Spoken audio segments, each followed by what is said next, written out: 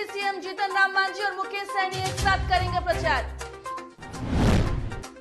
कांग्रेस की तीखरी आज से चुनावी मैदान में, तारापुर में कन्हैया के साथ हार्दिक और जिग्नेश करेंगे प्रचार। आज से जम्मू कश्मीर की 3 दिवसीय दौरे पर केंद्रीय गृह मंत्री अमित शाह सुरक्षा स्थितियों का लेंगे जायजा।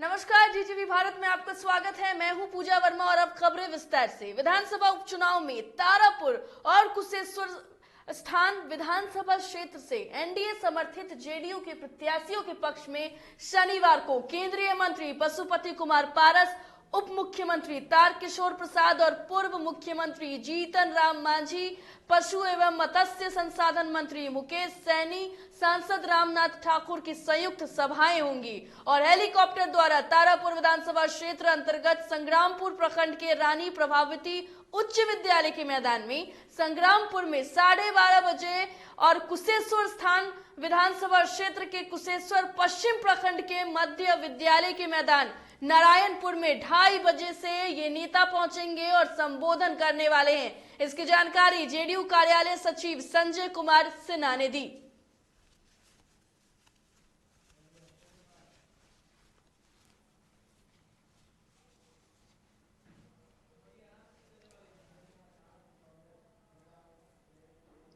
बिहार विधानसभा उपचुनाव में अपने बूते मैदान में उतरी कांग्रेस से जीत के लिए हर कवायद कर रही है और कांग्रेस ने अपने युवा नेताओं की तीकड़ी को अब चुनाव प्रचार के लिए उतार दिया है।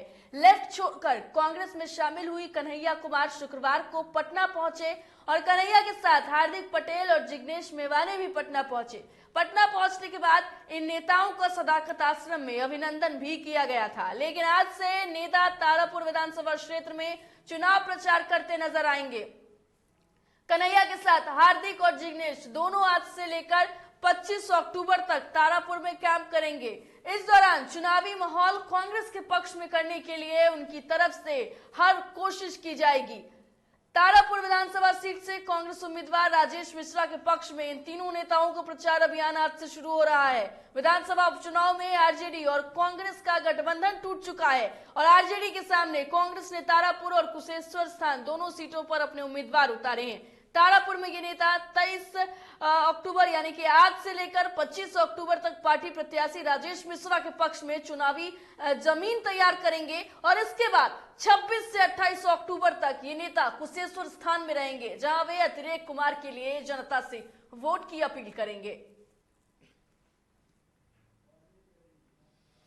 तो बता दें आपको कि उपचुनाव को लेकर कांग्रेस भी अब चुनावी मैदान में उतर चुकी है और कांग्रेस की ये तीकरी आज से तारापुर में और कुशेश्वर स्थान में चुनाव प्रचार करेंगे। तारापुर में 3 दिनों का कार्यक्रम है, उसके बाद फिर ये 2 दिनों का कार्यक्रम है, माफ कीजिएगा, फिर ये कुशेश्वर स्थान के लिए रवाना होंगे। तो जो पूरा माहौल है वो कांग्रेस प्रत्याशी के लिए बनाने में, तैयार करने में ये तीनों नेता जो हैं, युवा नेता आज से जुटने वाले हैं और जमीनी स्तर पर आज से लोगों के बीच जाने वाले हैं, लोगों को वोट देने के लिए अपील करने वाले हैं।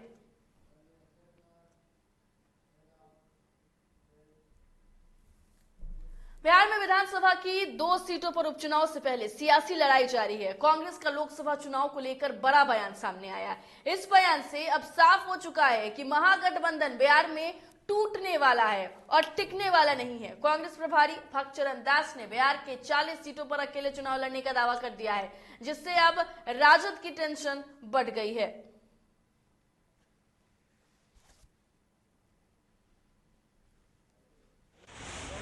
तो उनकी बातों पे मैं कुछ कहना नहीं चाहता हूँ। वो क्या है, नहीं है, मैं क्या हूँ, ये सब जानते हैं। और चुनाव हमारा सीट पे हम लड़ना हमारा राजनीतिक आवश्यकता है और हम लड़ रहे हैं। और उन्होंने गठबंधन को तोड़ा तो हम 2 सीट पे लड़ रहे हैं। कांग्रेस अपने आप की ताकत में खड़ा होगी, हम जम के लड़ेंगे और 40 पार्लियामेंट में लड़ेंगे। और वहीं जहां एक तरफ कांग्रेस ने अलग चुनाव लड़ने का दावा किया है, तो दूसरी तरफ कन्हैया कुमार ने भी पटना पहुंचते केंद्र से लेकर राज्य सरकार पर जमकर हमला बोला। कांग्रेस नेता जिग्नेश मेवानी ने भी सरकार की विफलता गिनवाई। पार्टी इस देश को आजादी दिलाई है, वो पार्टी ही इस देश की आजादी को बचा भी सकती है। इस बात को अपने दिमाग में डालना चाहिए। इस बात को हम तमाम लोगों को समझ लेना होगा। जात और धर्म के नाम पे समाज का बंटवारा दरअसल इस देश की जो आम आवाम है उनके हक हुकूक को छीनने और मारने की साजिश है। यह बात हमको समझना पड़ेगा। सामाजिक न्याय के साथ साथ हमको सामाजिक एकता की जरूरत है। यह बात हमको अपने दिमाग में डालना पड़ेगा।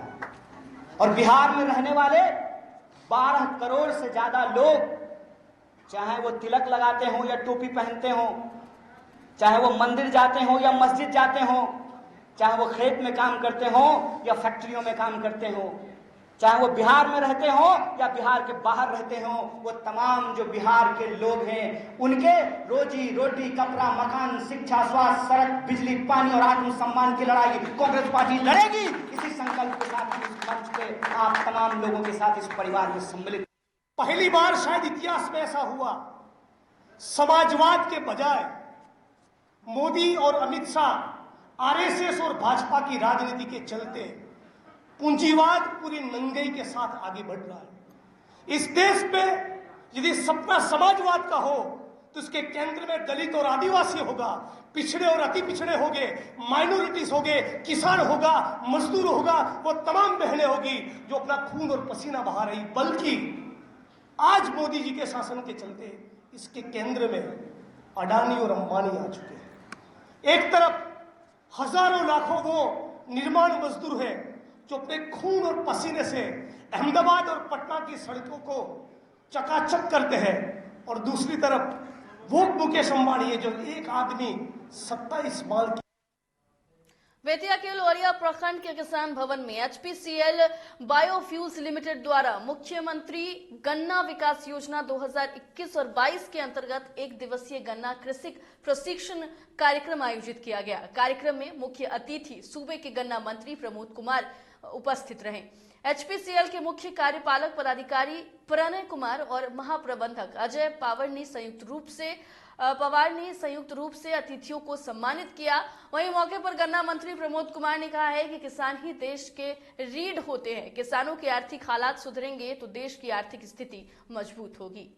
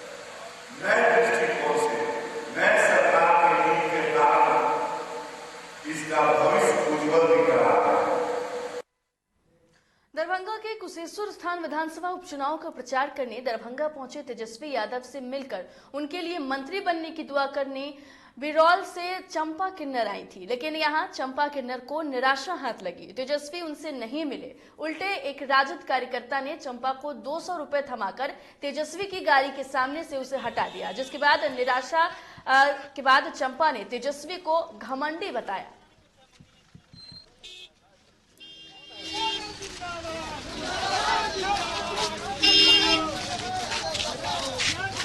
निराश हो गए बाबू, आशा न तोड़ो, निराशा न मोड़ो। हम इतने दूर से आए थे, बिरौल से आए थे दुआ करने के लिए, मगर मंत्री जी कितने घमंड के हुआ जो मेरे से बात नहीं करा। आप दूसरा चीज हम क्या सोचेंगे जब हमारा पेट नहीं भरेगा, लात मारेगा। हम जो आए थे 5 लीटर तेल खत्म करके मार्शल से दुआ देने के लिए नहीं थे बाबूजी के भला हो गए। भाई रे 200 रुपए थे, कुत्ता बिल्ली भी ना दे। ये मंत्री जी मेरे को 200 रुपए दिए, ये अच्छा काम नहीं किया। बस यही कहें। जय माता। आशीर्वाद क्या दिए आप? हम तो बोले जुग जुग जियो, भला हो, गंगा मारा नहीं करे तो आगे साल में हार गए हो, आगे साल में मंत्री बनो, यही दुआ है हमारी। और बाबूजी हम क्या है। लेकिन मुलाकात कटिहार के समेली, फलका और मनसाही प्रखंड में चौथे चरण के लिए हुए चुनाव की मतगणना बाजार समिति स्थित मतगणना केंद्र में कराई गई। तीनों प्रखंड से जिला परिषद के चारों सीटों पर नए चेहरे ने जीत दर्ज की है। जिला परिषद के चुनाव में आधी आबादी का दबदबा रहा। सभी सीटों पर महिला प्रत्याशी चुनकर आई हैं और मनसाही प्रखंड से जिला परिषद के एक सीट पर जहां आरा बेगम निर्वाचित हुई हैं और समेली प्रखंड से जीप सदस्य के एक पद के लिए हुई चुनाव में कोमल कुमारी विजय हुई हैं। फलका प्रखंड में जिला पार्षद की 2 सीटों के लिए हुए चुनाव में फलका उत्तरी प्रदेशिक निर्वाचित क्षेत्र से गायत्री कुमारी और फलका दक्षिणी से रीता सिन्हा निर्वाचित घोषित हुई।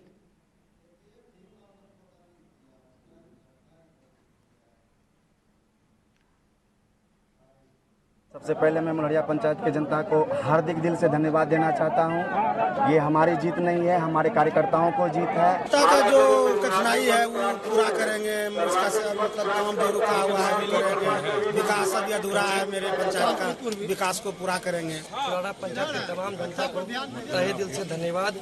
इतना कम उम्र वाले लड़का पे विश्वास किए और मैं उनसे ये वादा करता हूँ, जो वादा मैं चुनाव के समय में किया था वो वादा मैं पूरा करूंगा और जो ब्लॉक में करप्शन है वो 0 लेवल पे आएगी। जनता के लिए यही सोचे, अगर जनता इतना विश्वास से हमको जिताया है तो जनता के लिए जितना होगा विकास करने का पूरा विकास करेंगे। मलहरिया पंचायत के सभी जनताओं को बहुत बहुत धन्यवाद देते हैं, जो पूर्व में थे और वर्तमान में फिर पुनः भारी मत से उन्होंने मत देकर के विजय हासिल करवाए। सर्वप्रथम हम लोग तो जनता के बीच जाकर उनसे आशीर्वाद लेंगे कि उन्होंने इस काबिल हम लोगों को समझा, भारी जनादेश से जीत दिलाई।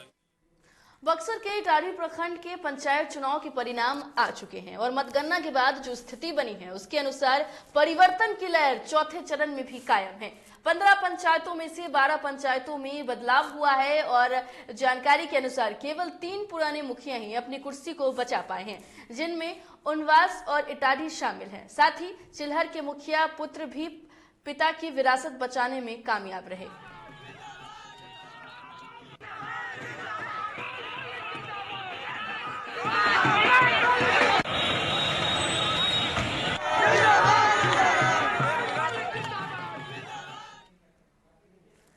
बिहार पंचायत चुनाव के 7वें चरण का नामांकन त्रिवेणीगंज में शुरू हुआ है और आज नामांकन का तीसरा दिन है। नामांकन की तैयारी को लेकर त्रिवेणीगंज निर्वाची पदाधिकारी सह ASDO प्रमोद कुमार से DTV भारत संवाददाता राजेश चौधरी ने खास बातचीत की। आइए सुनते हैं पूरी बातचीत। निर्वाची पदाधिकारी सह ASDO प्रमोद कुमार, हम सर जानेंगे कि क्या कुछ विधि व्यवस्था है त्रिवेणीगंज में नामांकन को लेकर के। सर क्या कुछ विधि व्यवस्था है? विधि व्यवस्था के लिए सबसे पहले तो है कि 5 काउंटर हमारा बनाया गया है। सभी पद के लिए अलग अलग काउंटर है। मुखिया, सरपंच, वार्ड समिति और सदस्य पद के लिए, और साथ ही सभी जो भी काउंटर है उसमें 5 दंडाधिकारी लगाया गया है और जो किसी प्रकार के भी लोगों की आवाजाही को कंट्रोल करेंगे। एक प्रत्याशी के अलावा एक प्रस्तावक ही अलाउ किया गया है।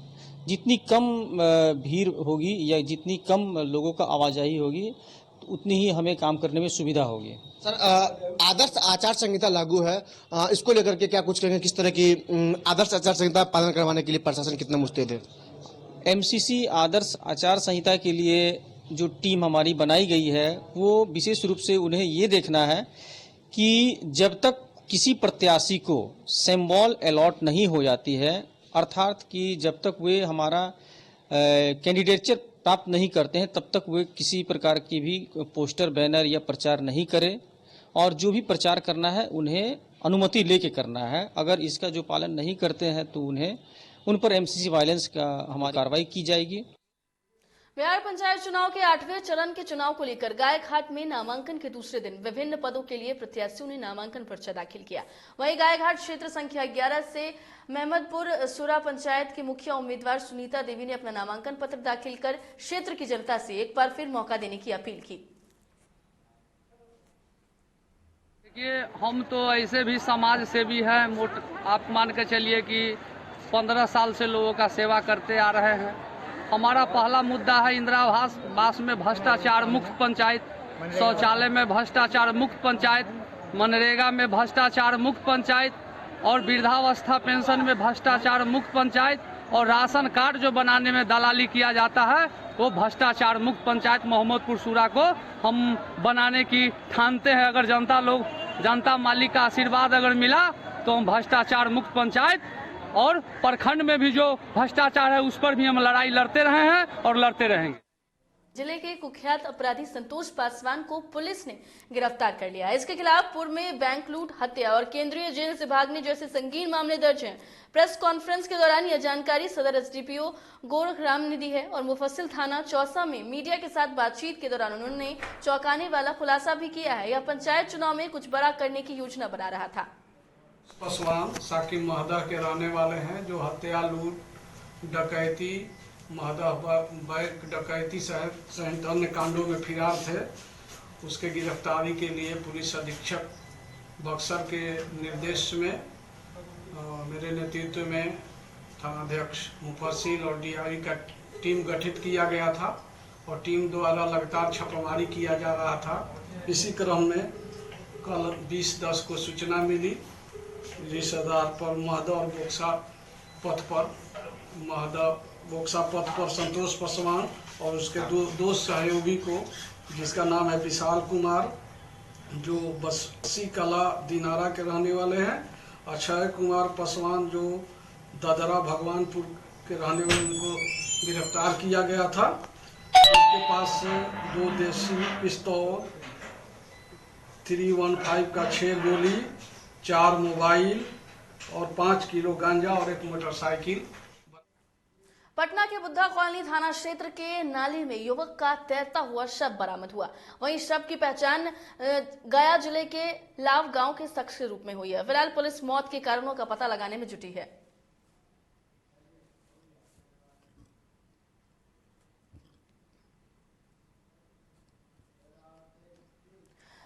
बोकारो जिले के पिंडरा जोड़ा थाना क्षेत्र में एक किसान की कुल्हाड़ी से काटकर हत्या कर दी गई। मृतक किसान की पहचान तारू सिंह के रूप में हुई है, जिसकी गांव के ही एक युवक ने हत्या कर दी है। जानकारी के मुताबिक तारू सिंह बैल लेकर चराने जा रहा था। इसी क्रम में मुचीराम सिंह ने पीछे से कुल्हाड़ी से वार कर हत्या कर दी। मुचीराम सिंह और उसका परिवार घर से फरार है, जो आपको बता दें कि गांव के ही रहने वाले हैं। बताया जा रहा है कि दोनों एक साथ शराब पीकर आपस में उलझ गए थे, लेकिन मामला शांत हो गया था। इसके बाद भी चारू अपनी मवेशी को लेकर चराने जा रहे थे और पहले से घात लगाए बैठे आरोपी ने हमला कर दिया, जिसके बाद स्थानीय पुलिस पहुंचकर शव को कब्जे में लेकर पोस्टमार्टम के लिए भेज दिया है।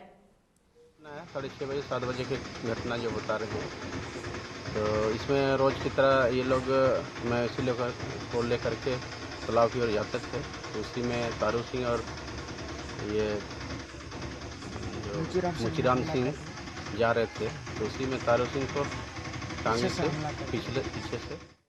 राजस्थान के अलवर में नयावास स्थित शराब की 2 दुकानों का स्थानीय लोगों ने विरोध प्रदर्शन किया और प्रदर्शन कर रही महिला ने बताया कि एक गरीब महिला के बच्चे के साथ ठेके वाले ने और शराबियों ने झड़प की है। उस बच्चे को पत्थर से मारकर उसका सिर फोड़ दिया गया, जिसके बाद अब बच्चा जिंदगी और मौत की लड़ाई लड़ रहा है। वहीं प्रदर्शन कर रहे लोगों ने कहा है कि अगर इस मामले में पुलिस कोई बड़ी कार्रवाई नहीं करती है तो उग्र प्रदर्शन करेंगे।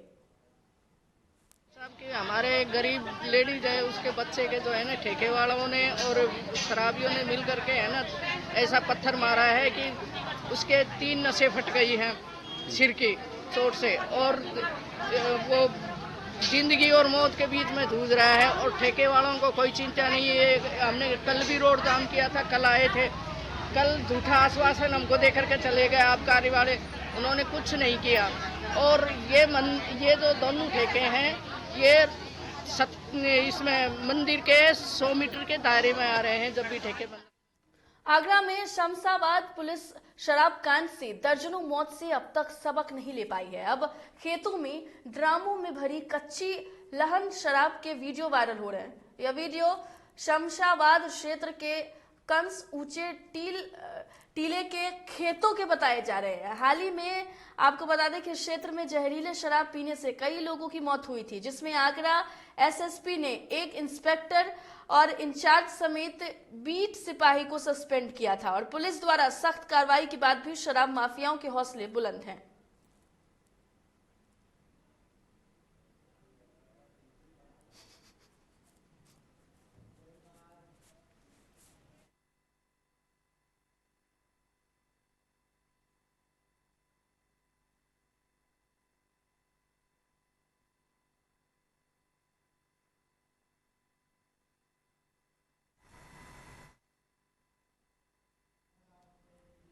आगरा के विम्स हॉस्पिटल में बड़ा हादसा होने से टल गया, जहां हॉस्पिटल की लिफ्ट अचानक भर-भराकर फर्स्ट फ्लोर पर आ गिरी। लिफ्ट में फंसे युवकों में चीख पुकार मच गई। वहीं कई लोग इस हादसे से सदमे में हैं।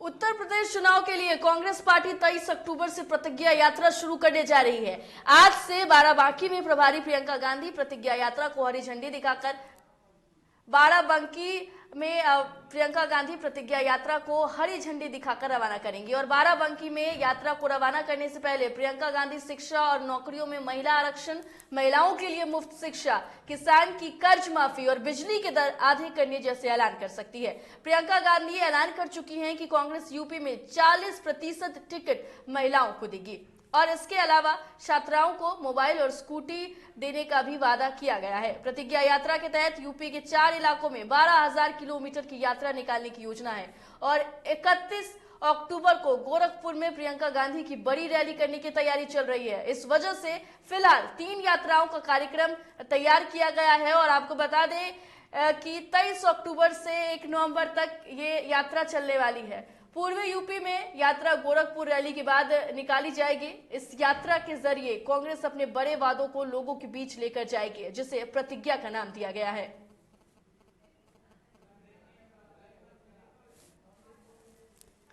तो बता दें आपको कि आज से कांग्रेस की प्रतिज्ञा यात्रा शुरू होने वाली है और प्रियंका गांधी यात्रा को हरी झंडी दिखाएंगी। कई सारे कार्यक्रम तय किए गए हैं और प्रतिज्ञा यात्रा जो है इसमें कई सारे वादे भी प्रियंका गांधी ने जनता के लिए किए हैं।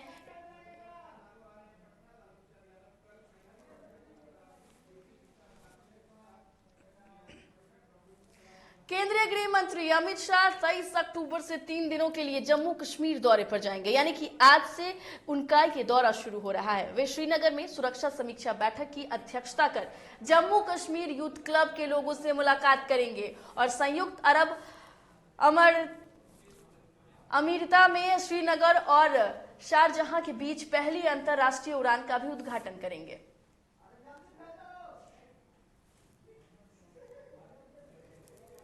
तो बता दें आपको कि आज अमित शाह आज से जम्मू कश्मीर के दौरे पर है। दरअसल जो स्थितियां बनी हुई हैं उनका जायजा लेंगे, बातचीत करने वाले हैं और सुरक्षा समीक्षा की बैठक भी होने वाली है, जिसकी अध्यक्षता खुद आपको बता दें कि अमित शाह करेंगे।